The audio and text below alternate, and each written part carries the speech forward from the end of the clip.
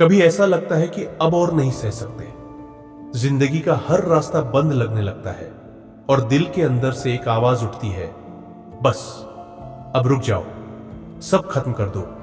तुम बाहर से ठीक दिखते हो, लोगों के बीच हंसते भी हो, लेकिन अंदर से तुम पूरी तरह टूट चुके होते हो। और फिर अचानक एक अजीब सी शांति तुम्हारे आसपास फैलने लगती है। कोई शोर नहीं, कोई डर नहीं, बस एक हल्की सी रोशनी। तुम धीरे से ऊपर देखते हो और सामने श्री कृष्ण खड़े होते हैं, शांत, स्थिर, बिना किसी जजमेंट के। वो तुम्हारी आंखों में देखते हैं जैसे उन्हें सब पता हो, हर दर्द, हर तकलीफ, हर वो बात जो तुमने किसी से नहीं कही। वो धीरे से कहते हैं, मैं जानता हूं तुम बहुत थक चुके हो, हर दिन तुम्हारे लिए एक लड़ाई बन गया है और अब तुम बस इस सब से बाहर निकलना चाहते हो। लेकिन ये अंत नहीं है, ये सिर्फ एक कठिन समय है जो हमेशा नहीं रहेगा।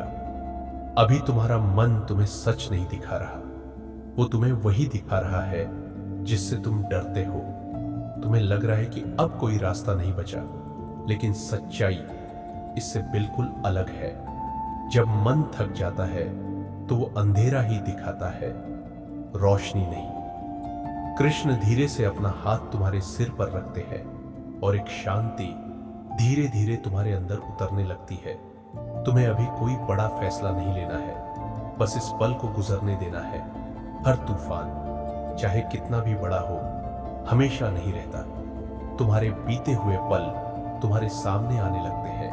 हर दर्द, हर असफलता, हर वो पल जिसने तुम्हें अंदर से तोड़ दिया। कृष्ण कहते हैं, जो तुमने सहा है वो आसान नहीं था।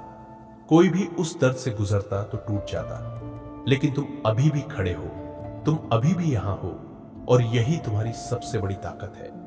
अंधेरा हमेशा नहीं रहता, रोशनी अपना रास्ता खुद बना लेती है। तुम्हें बस थोड़ा और रुकना है।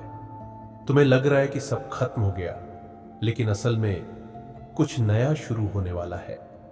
कृष्ण तुम्हारा हाथ पकड़ते हैं और धीरे से कहते हैं, एक कदम पीछे हटो। जो तुम्हें अंत लग रहा है वो सिर्फ एक भ्रम है।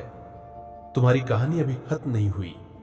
महसूस करो, तुम अभी भी सांस ले रहे हो, तुम्हारा दिल अभी भी धड़क रहा है। इसका मतलब है जिंदगी ने अभी तुम्हें छोड़ा नहीं। तो तुम खुद को क्यों छोड़ना चाहते हो? तुम सोचते हो तुम्हारे जाने से कोई फर्क नहीं पड़ेगा, लेकिन कुछ लोग हैं जो तुम्हारे बिना पूरी तरह टूट जाएंगे।